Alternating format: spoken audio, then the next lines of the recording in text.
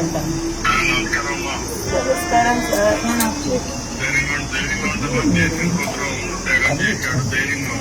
ఏం చేసి ధైర్యం ఉంటుంది స్వామి, ఉంటే నువ్వు కొడుకు వెళ్ళిపోయా స్వామి, ఏం చేస్తూ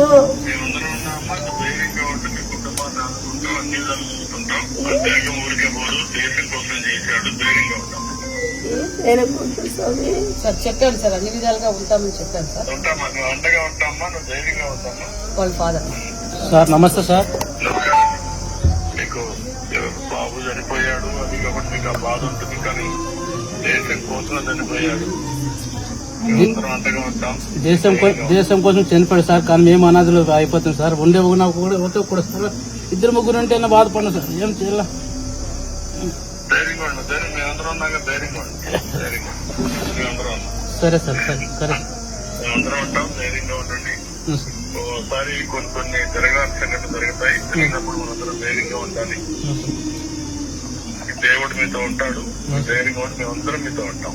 సరే మీరేం అభ్యర్థపడుతుంది, ధైర్యంగా ఉండాలి. సరే మీ త్యాగాలు ఇంకేమో ధైర్యంగా ఉండి మేమందరం అదే ఉంటాం. సరే సార్ నమస్తే సార్.